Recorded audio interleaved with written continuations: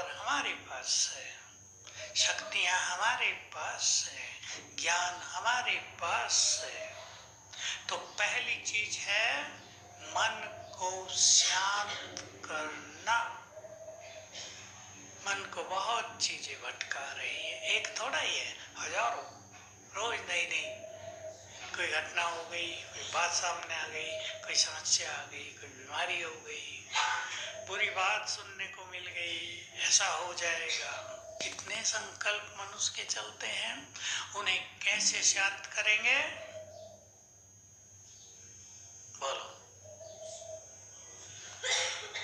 याद ही तो नहीं होती, तब याद हो तो बात ही खत्म, फिर तो खेल ही आगे। बाबा की मुरली में एक शब्द था, कईयों ने कैच कर लिया होगा, शक्ति स्वरूप स्थिति के द्वारा मन को जीतो। जोड़ ले कुछ और, ज्ञान युक्त होकर ज्ञान के महावाक्यों का प्रयोग करते हुए मन को जीतो। मन को जबरदस्ती नहीं जीता जा सकता कि मन को जड़ कर दिया जाए। किया है संन्यास में तपस्वियों ने ऐसा, संसार से दूर चले गए, खाना पीना छोड़ दिया, आंखें बंद कर ली, कुछ दिख ही नहीं रहा, कुछ कर्म नहीं है, खाना पीना भी छोड़ दिया, जो वहां मिल रहा है फल फूल खा लिया। मन को साधने की तपस्या की, साधना इसको इसीलिए कहते हैं, मन को साध लेना। कोई लोग सफल हुए, लेकिन केवल मन को जीरो कर देना ये काफी नहीं। मन को श्रेष्ठ संकल्पों से भरपूर कर देना, मन को सर्व शक्तियों का भंडार बना देना, मन को परम आनंद की स्थिति में ले आना। केवल शांति नहीं, परम आनंद। इसलिए बाबा ने क्या सिखाया कि शांति के लिए जंगल में नहीं चले जाओ, काम धंधा न छोड़ दो, अपने को इतना ज्ञान युक्त और शक्ति युक्त बनाओ कि ज्ञान के प्रभाव से अशांति की बातों में शांत रह सकें। यह ज्ञान का प्रभाव, बातों की कोई कमी नहीं, कोई आपका अपमान करेगा, बच्चे आपकी सुनेंगे नहीं, वो इधर उधर की राह बदल देंगे, संकल्प चलेगा माता पिता को। लेकिन इन संकल्पों को ज्ञान के बल से रोकना। उदाहरण ले लें आपको बच्चों के भविष्य की चिंता है, बहुत माताओं को होती है, जिनके बच्चे योग्य नहीं होते, जो पढ़ाई में ढीले ढाले ठंडे ठाकुर होते हैं, उनकी चिंता होती है माँ बाप को। होती है नहीं? होती है नहीं भाइयों को? होती है। अब कौन से संकल्प करेंगे जो ये चिंता खत्म हो जाए? बात गहरी है। छोड़ नहीं देंगे आप कि पढ़ता है पढ़ता नहीं, पढ़ता नहीं पढ़े। ऐसे बाप हमने देखे जो माँ को चिंता होती है, पढ़ता नहीं, अरे छोड़ो नहीं पढ़ेगा, दुकान पे बैठेगा, क्यों परेशान हो रहे हो? ये भी ठीक है, लेकिन जिसको दुकान ही ना हो उनको तो चिंता होगी ना कि कुछ अच्छा काम इन्हें करा दें, ये योग्य बन जाएं, अच्छा काम इन्हें करा दें, ये योग्य बन जाएं। ऐसे में ड्रामा का ज्ञान, ऐसे में उनके भाग्य की, कर्मों की स्थिति का ज्ञान, ऐसे में उन्हें अच्छे वाइब्रेशंस देकर अयोग्य को योग्य बनाने की विधि आनी चाहिए। तो चिंता की जगह समाधान ले लेगा, समस्या नहीं रहेगी, समाधान स्वरूप हो जाएगा। कालिदास सुना है? संस्कृत का महाकवि बुद्धू था या नहीं?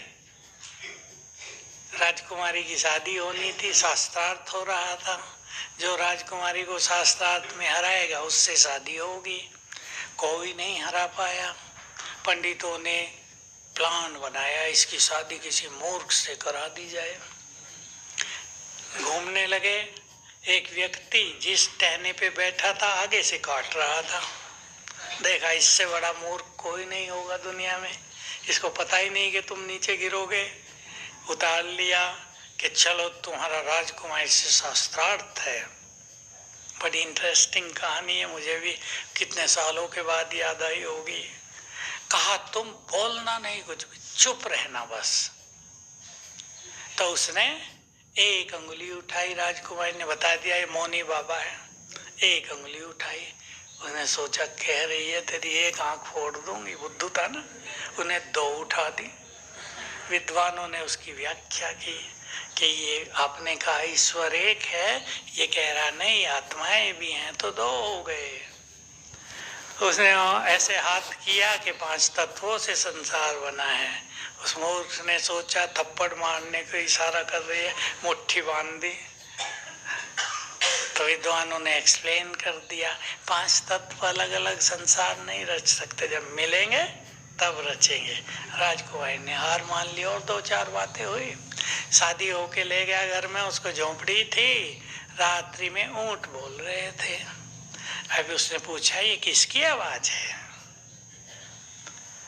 तो उसने जो कुछ उत्तर दिया उससे राजकुमारी समझ गई कि ये तो मूर्ख है कोई, पंडितों ने मेरे साथ धोखा कर दिया।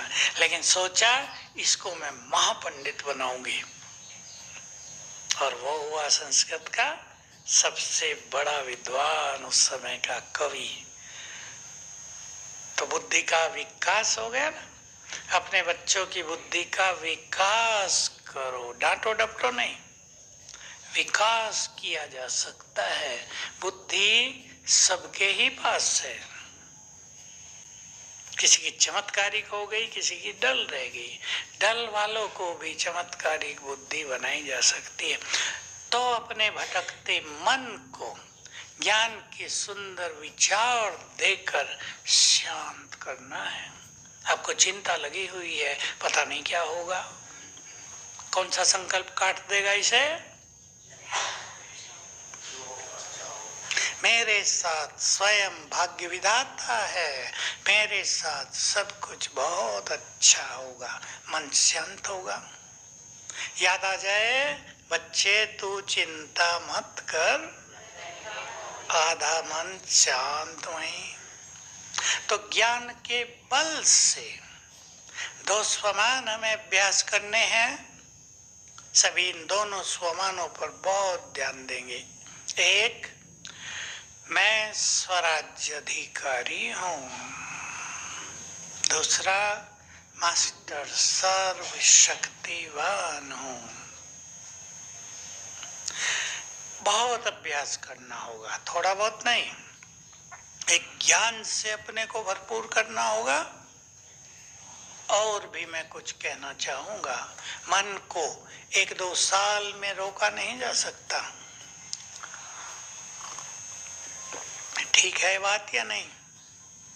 विकारों के पीछे 2500 साल से भाग रहा है, इच्छाओं का गुलाम हो गया है मन।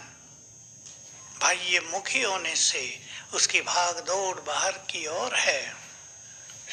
इसलिए रोज करते हैं आपको, लेकिन और करना है। सवेरे स्वयं में ये रूहानी एनर्जी भरनी है। मुरली के समय स्वयं में 1 घंटा ये अलौकिक शक्तियां भर लेनी है। आप अनुभव करना। आप मुरली सुनने गए, कईयों को रहता है ना बाबा तो वही सुनाता है, ये तो हम जानते ही हैं, इसमें क्या करें, रोज क्यों जाएं सुनने, हमें तो सब पता है। रोज इसलिए जाएं कि वो 1 घंटा आपके चित्त को शांत करेगा। होता है या नहीं?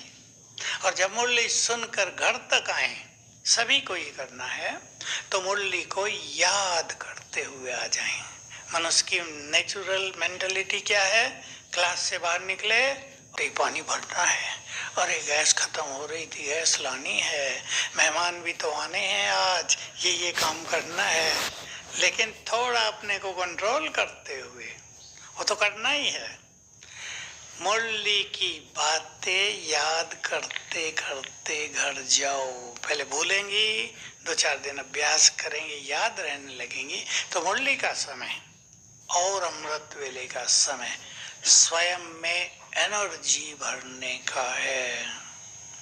मैं एक बात कह देता हूँ, किसी को अच्छी लगेगी, किसी को नहीं लगेगी। कई सोचते हैं रोज सवेरे 4 धाम कर लेने हैं, फटाफट 2 मिनट वहाँ बैठे, 2 मिनट वहाँ, 2 मिनट वहाँ, 2 मिनट वहाँ। इससे कुछ मिलने वाला नहीं है। ये भक्ति के 4 धाम नहीं है। ठीक बात है नहीं? स्थिर कर दो अपने को।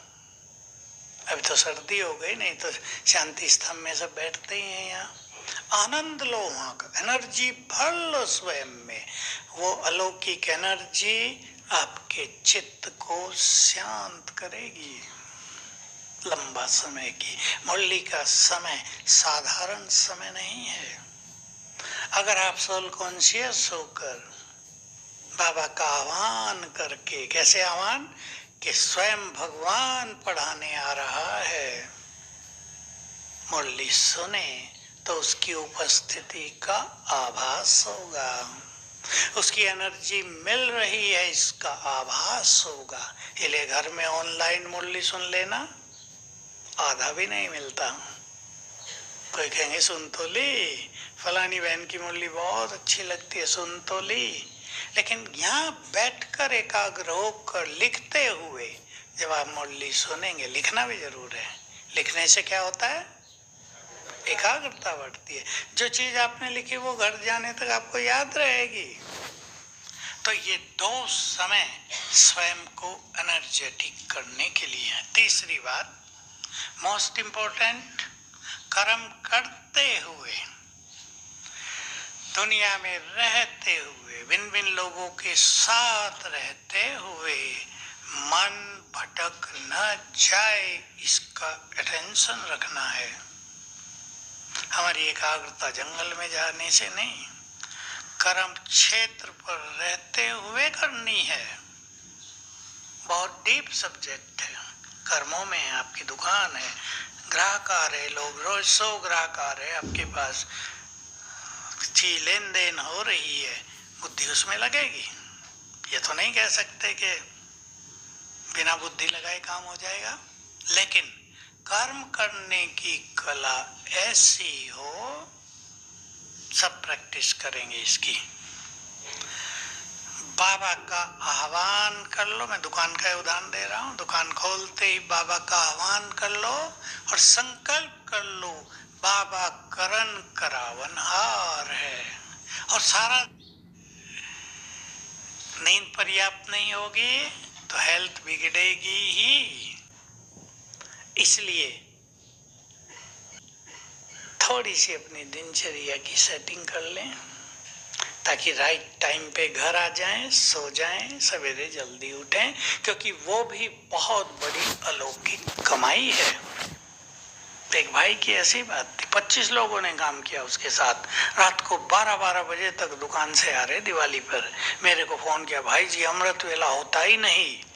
मैंने पूछा, मैं कहा ऐसे थोड़ा ही होगा अमृत वेला।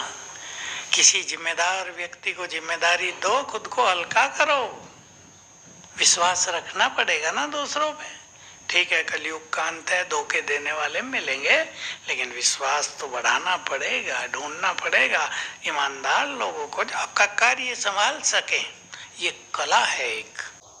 हर काम में अलग अलग अभ्यास फिक्स कर दो। जब हम स्नान करेंगे ये अभ्यास करेंगे, जब भोजन खाएंगे ये अभ्यास करेंगे, आज हम बाबा को 10 बार बुलाएंगे। ये प्रोग्राम है मन बुद्धि के। और सबसे पावरफुल होता है, ये मुरली बहुत पुरानी है, मुझे डेट भी याद रहती है। मैंने तब से बनाया था प्रोग्राम 18 जून 1970। ये हॉल भी नहीं बना था, ये 74 में बना, 74 में हिस्ट्री हॉल में बाबा की मुरली थी। जैसे बड़े आदमी अपनी दिनचर्या का टाइम टेबल बना के रखते हैं, जैसे हमारे यहाँ गवर्नर आते हैं ना, प्रोग्राम बन जाता है। 10 बजे आएंगे, 10 से 5 मिनट में हॉल में आ जाएंगे, 15 मिनट यहाँ बैठेंगे, फिर आधा घंटा बोलेंगे। होता तो नहीं उस तरह, पर प्रोग्राम बन जाता है। इसको मिनट टू मिनट प्रोग्राम कहते हैं। मन बुद्धि का टाइम टेबल बना दो। और सबसे पावरफुल, जिसको महायोगी बनना हो, मन जीत बनना हो, 1-1 घंटे का प्रोग्राम, उठने से सोने तक। YouTube में भी है, हमने रिकॉर्ड किए हुए। जो भी करना चाहे वहाँ से ले सकते हैं। योग के बहुत सारे अभ्यास, भिन्न भिन्न अभ्यास, क्योंकि योग एक ऐसी ड्रिल है, एक्सरसाइज है। एक ही तरह का अभ्यास रोज नहीं किया जा सकता, मन बोर हो जाएगा। लास्ट बात, हमारे मन को चाहिए सुंदर विचार। मन तो संकल्प शक्ति है, चाहे मन को हम विचार दें, अन्यथा वो खुद भागेगा। हम खुद विचार देना प्रारंभ करें। ये विचार देने की तो बात है टाइम टेबल मन बुद्धि का। तो जितने सुंदर संकल्प हम बुद्धि में रखेंगे, उतना ही मन स्थिर होगा। अब प्लान बनाना और अभ्यास करना। ओम शांति।